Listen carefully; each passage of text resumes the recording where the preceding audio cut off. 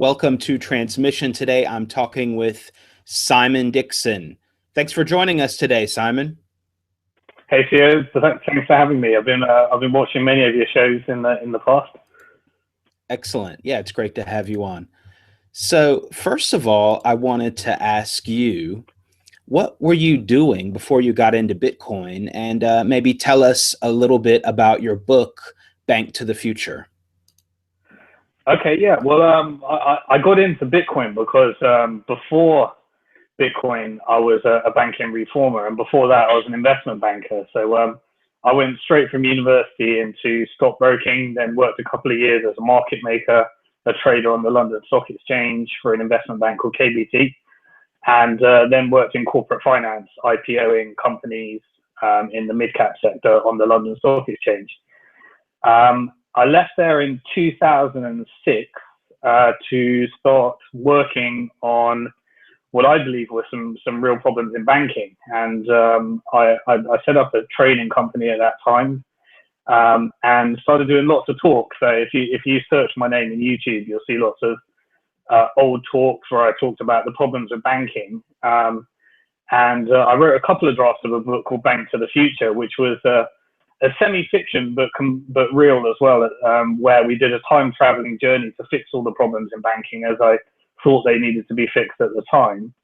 And round about the second draft of the book, we had this thing called Bitcoin. So I can't remember if it was second or third, but this was all pre-Bitcoin at the time.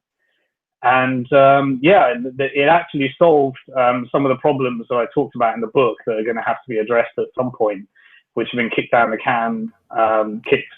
the road a lot recently and still haven't been solved. Okay, great. Well, that goes into the next question. Yeah, what problems do you think Bitcoin solves? Why should people use Bitcoin? What's it useful for? Just tell us that. Well, I mean, Bitcoin solves a lot of problems. It also causes many problems. But the reason I got interested from the point at the time, or from a banking reformer perspective, was that in the book I identified three problems that need to be solved in banking before you can get anything sustainable, and none of them have been solved. The first is that when you deposit your money with the bank actually becomes the legal owner of your money. So why that's interesting to Bitcoin is because Bitcoin came along and created a digital money where you actually own your own money. So rather than it being legally owned by the bank once you deposit, the Bitcoins are actually yours unless you store them in some kind of bank type entity within Bitcoin.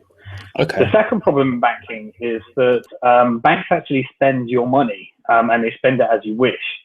And so most people in the Bitcoin space might be familiar with this because we're kind of geeky like that, but the general public don't really know because we surveyed them. And most people think that a bank is an intermediary between the borrower and a lender, and they're kind of like a piggy bank where you deposit money.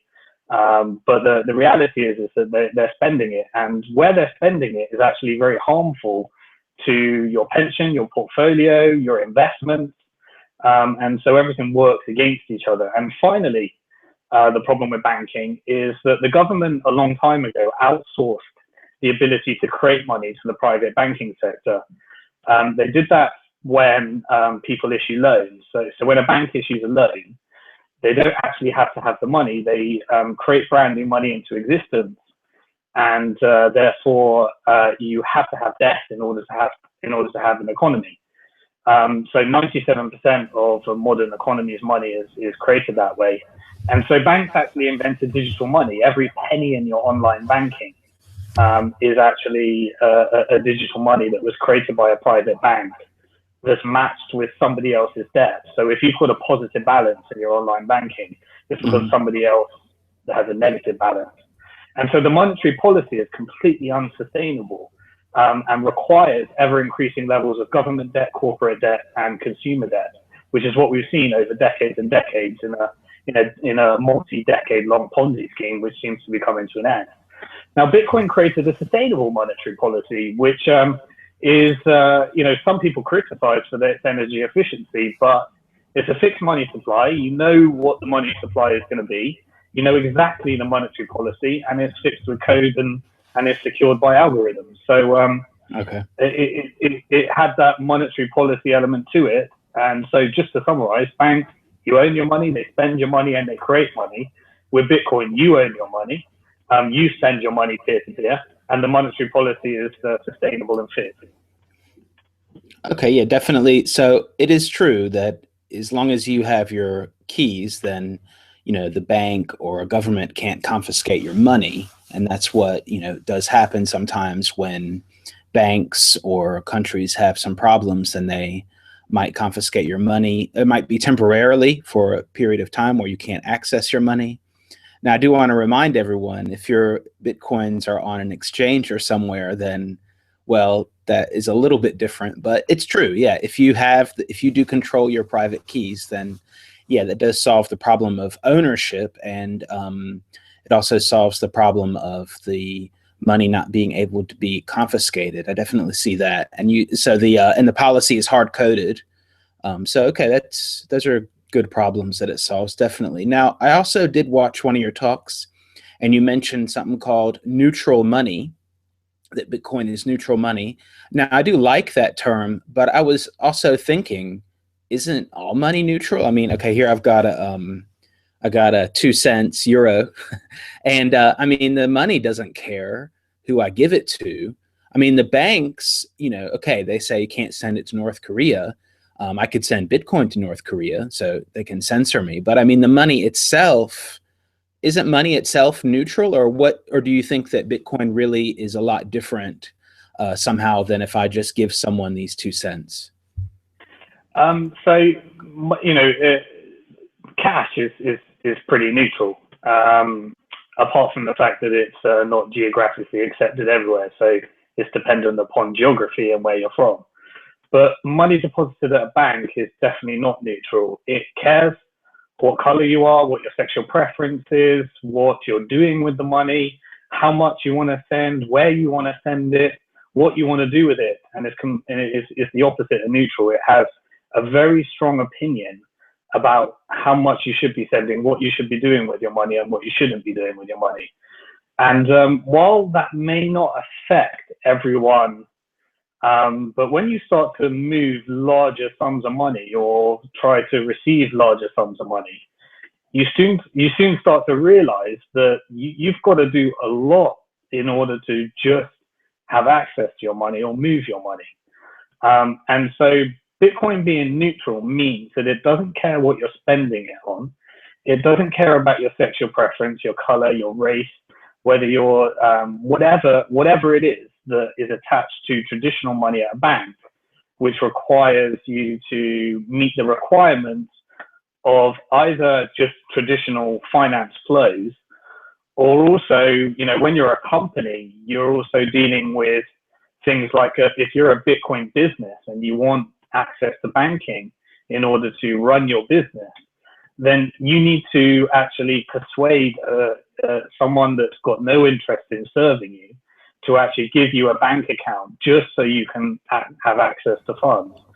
Okay. And so, there's a lot of problems in this sector because competition is being squashed simply by making it so hard for entrepreneurs to get a corporate bank account. And that's all because a bank account, a wallet can be opened by anybody. I mean, it depends. There's different levels of that. So if you are opening a Coinbase wallet, then you're going to be adhering to their compliance. If you're opening a blockchain.info wallet, then I believe it's completely neutral. I don't know any cases of them saying you can't have your wallet. So that's what we mean by money neutrality. Okay. Yeah, I can see your point there. Okay, if it's money on a bank, then it's not neutral.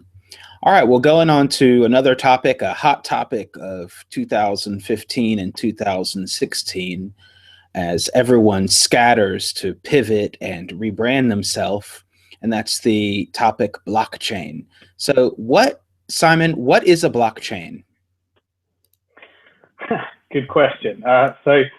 Blockchain to me it's a ledger, whether that's private or public, as we're seeing, where the entries in that ledger cannot be rigged, tampered, and audited in a way that's irrefutable and can be proven by anyone that understands code or anyone that can hire someone that understands code.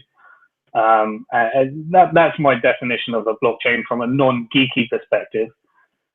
From a finance perspective, that means you can do things that you just couldn't simply do before, that required human intervention and regulations and auditors to entrust that they were being honest and had your best intention in order to perform a similar task that a blockchain could do. But this was all performed by mass code algorithm in a way that couldn't be tampered or couldn't have any problems.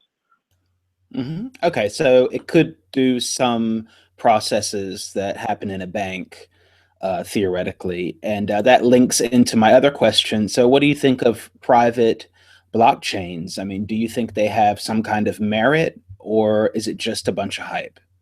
I mean, I know that's pretty binary question, but Mm. Well, so I'm a big fan of Bitcoin and the Bitcoin blockchain, for all its problems and for all the challenges that we're seeing right now as we look at how to scale it. It's still the most secure, the largest, that works at scale, and has an amazing network effect that would be very hard to replicate with any other type of blockchain. But also, it's the one that works without permission. It's the one that works wherever you are in the world, as long as you've got connection to an internet, and is not controlled by any kind of central authority, other than the kind of debates we have in this world is whether it's run by miners and all that stuff. But it's a network that works really well and it's pretty neutral.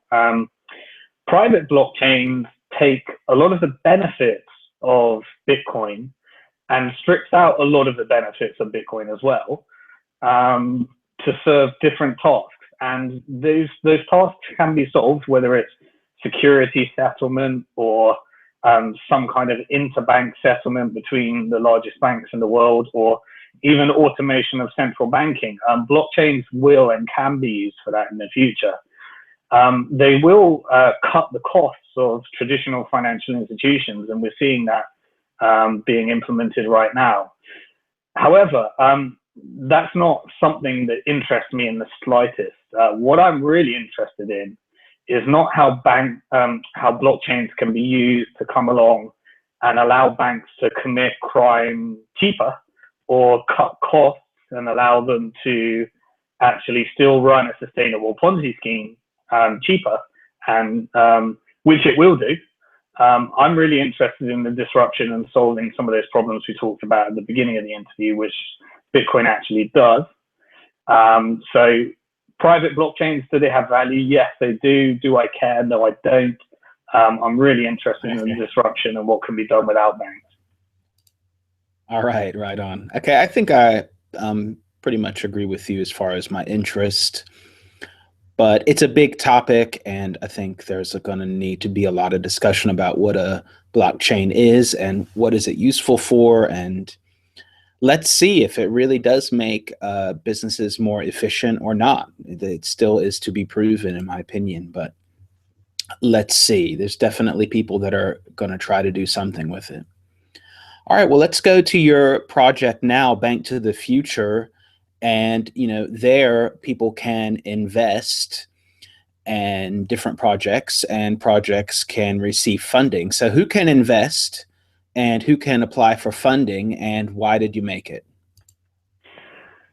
So Bank to the Future was originally created because I had a theory, myself and the co-founders had a theory that every area of banking and finance was about to be disrupted, and a multi-trillion dollar market in banking and finance was about to be disrupted one little piece at a time and one layer at a time, whether it's peer-to-peer lending, whether it's crowdfunding, whether it's blockchains, whether it's Bitcoin.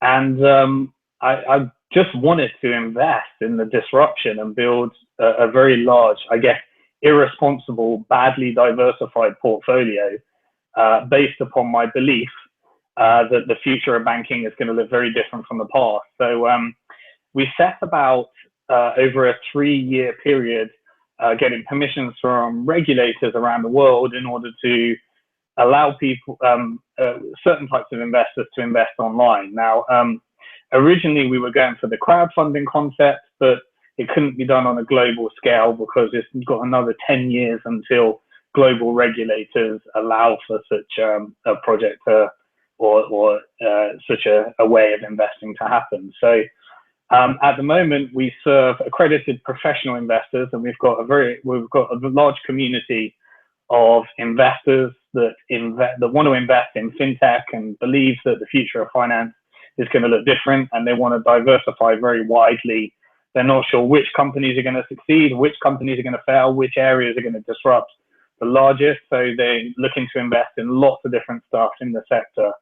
And we've got about coming up to 18,000 professional investors who are all a certain net worth or can invest depending on their jurisdiction and where they're from. And a 3-year long experiment of figuring out exactly who and who can't invest is the long answer to that. And companies or funds or people creating financial innovation or financial innovation products can apply to promote their project to our professional investor community. Okay, yeah. So you did, talk about that briefly. I did see it on the page. 17,800 or no, 17,767 professional investors. That's a lot. I mean, that's a small town. So who are these people? Are these all, bankers, VCs, fund managers? 17,767 people. I don't even know if that many people are interested in Bitcoin on a regular basis. I mean, who are these people? Well, they're all people that have created accounts with us and gone through our verification process as either being high net worth or professional sophisticated investors as defined by the jurisdiction in which they're resident. Okay. And they're all interested in fintech and financial innovation, not just Bitcoin. And there's a lot of people out there, and I think there's a lot more that are interested in this sector, interested in investing in the sector. And, of those people, the average number of investments they made through our platform is they built a portfolio of about 7 to 8 companies. Some of them are looking to invest, $1,000 in 100 companies. Others are looking to invest 100,000 in a few companies. Some just invested $250,000 in a particular company that they're interested in. And others are professional investors like venture capitalists who are looking to invest under their own structure, but have our community co-invest because we provide a lot of exposure for the companies, and we've got the largest fintech community of people all investing online that I know of. Okay, well, let's go back just one small step. And so who can apply? I mean, you have to be a registered company in Europe, or is it limited to the States, or how does that work? No, we take applications from anybody. We don't discriminate based upon geography. If you're doing something disruptive in finance and technology, then we'd love to hear from you. You make an application. It's a 5-minute process. It's not a painful application. And we'll look at anything within our niche, which is the fintech and financial innovation sector. We do a lot in the Bitcoin space. We've some of the companies that we've invested in through the platform include companies like BitPayzer, who's doing disruption for payments in Africa, Unocoin, who's doing disruption for payments in India using Bitcoin, Uphold, who many of you might be familiar with. One of our funds just invested in BitPay, who's a larger company further along the cycle. In fact, BitPay is a bit of a sentimental investment for us because I spoke at the very first Bitcoin conference in Prague, and Tony Galippi, the founder of BitPay, was pitching there. The price of Bitcoin just crashed to $3, and he was pitching his startup. And one of the co-fund managers of one of our funds, Max Kaiser, and myself were there. And I'm just so proud of how far you've come along and how far the company's come and what they've done for Bitcoin from such an early stage. And then we have very early stages. I mean, I think in some of the people that might have been on your show, I think you're familiar with the eCoin team. Yeah. They created Bitcoin debit cards. They applied for finance. We got very early stage stuff, very speculative stuff like Start Chat, who crowdfunded on their idea on a platform called Start Join, and then as they matured, they did a seed round with us, very early stage, and then later stage up to things like BitPay or Uphold or Series B rounds. All right. Well, when I look at the projects there listed, it says, goal, has some nice presentations and pitches and so on, but it says amount raised. Now, is that the amount raised purely on the site or the amount that startup has raised in general? No, it's not the amount that they've raised in general. It's the amount that they raised in that round. Okay. We have various different models at Bank to the Future, and we try and pick the most appropriate model depending on the company. So some of the companies, we might just put all the cash in and invest through one of our funds. Others, we might do a partial investment in one of our funds and then allow our community of investors to co-invest with us on the same terms. Others, it's purely just all the investors on the platform. And some may have got some external funding and then allocated a portion of the round to us. And so, unfortunately, there's not just one simple model. Each deal is fairly unique. But that is the total amount that was raised in that round. Okay, got it. So that's the total amount raised in that round. You also answered partially another question is that, do you or people from Bank to the Future invest in some of the projects? Now, you mentioned the fund. I guess you mean Bitcoin Capital, which we can also get into. So it's not only the group of 17,000 or 18,000 investors, but sometimes you and some others that say this is a good project, we're going to go ahead and invest a chunk in that, and they've almost met their goal for that round. Is that pretty much how it works? That's how it can work, yeah, and it's worked for some people that way. I want to be fully diversified across the whole sector. One of the reasons that we founded Bank to the Future is as a product for myself, because I wanted access to a lot of the different things and a lot of disruptions in the different companies. And I didn't know exactly which ones were going to succeed, so I want to be diversified very widely across the sector. And so I'm one of the active investors on the platform, and we have many others.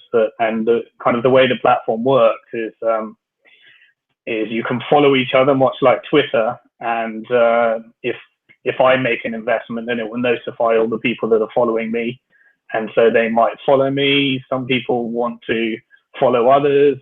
Some people might think Simon Dixon's an awful investor. I want to avoid everything that he invests in. Right. That's kind of how it works. So it's got a bit of a community on there, and people ask questions. We crowdsource a lot of the due diligence. Once we've passed our due diligence process and verified everything, then we find that a group of our professional investors will ask lots of questions on the forums, and the companies are tested to see how they answer those questions. And because it's a niche platform rather than a generalist platform where you can invest in anything, there's some really intelligent questions there, and we've got some real high levels of expertise. And we've also got some very wealthy people that are new to the sector and want to benefit from other people's expertise, and just think that this is an area that they'd like to diversify into. Okay, so it has a kind of social element. Follow or fade Simon Dixon's investments or anyone else on the platform. Okay, that's a interesting way to do it as far as the social aspect on the site. Plus, if you want privacy, you can have privacy. You can have no one know anything you're investing in.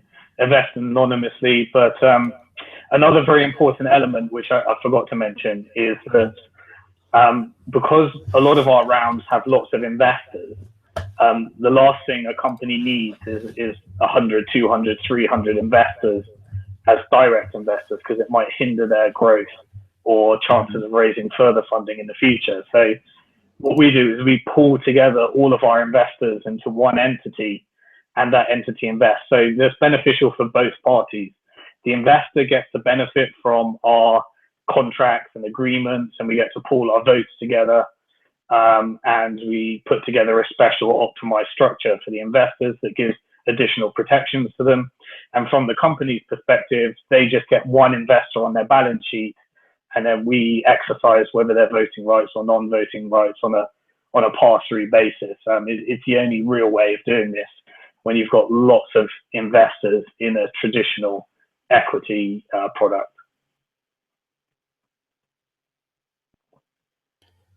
Okay, okay, that makes sense. So you sometimes group them together, so it's not like 100 or 1,000 different votes. So the platform has been around, what, a little over a year, right? Is that correct? Well, it's actually been the company started in 2011, so what's that, five odd years ago now. Yeah.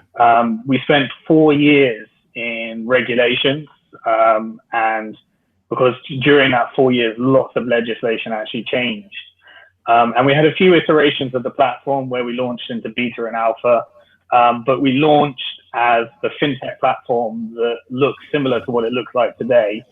I believe it was less than a year ago, so it was around about maybe March or April 2015. Don't quote me, but it's around that time. Yeah, I think you're right. Okay, so it's not a long time, but maybe you can tell us, because of course all investments have risks and reward. So maybe you can tell us some of the biggest winners and losers as far as the investment has gone. I mean, if they increased in value, or maybe another company bought that startup, and then the people had shares, so they got a nice payout there, or anything else like that that has happened.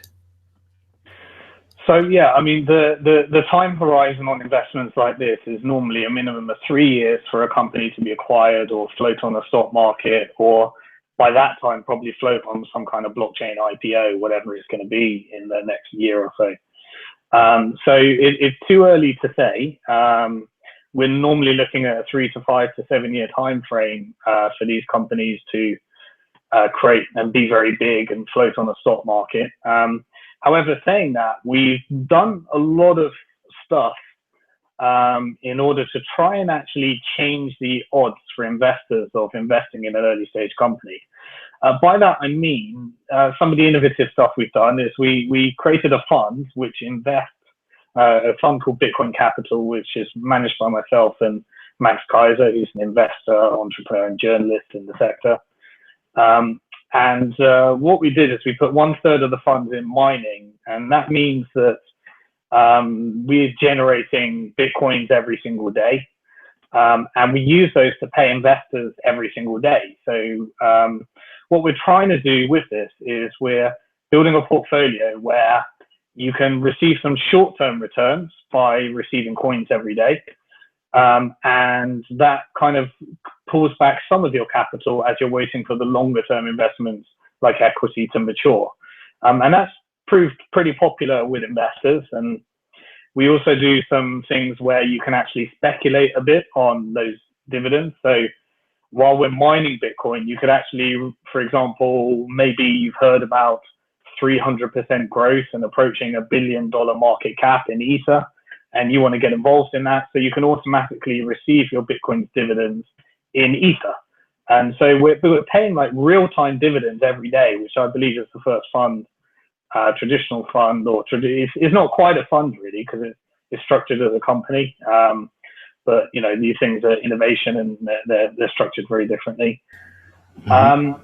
In terms of value increases, so we just recently closed a convertible note round for Shapeshift, and Shapeshift has been going through tremendous growth cycles. So I think it was in February last month, they did about $10 million in transactions, when that was, I think, 3 million or 15 million was what they'd done in the entire history of the company. So Shapeshift going through an incredible growth curve. Other things we've done is we raised finance for companies like Storage, and storage of, we invested in the equity, but also they have like a digital token. So one of the things we're exploring right now is what about putting those two concepts together, whereby investors could get a very potentially, well, they're pretty illiquid, most of these coins, but there's some liquidity there. You can sell them compared to private equity, where you could get some shorter term returns based upon the increase or decrease of the coin, but also receive the long term equity. So if the coin collapses, you've got the equity and the longer term play.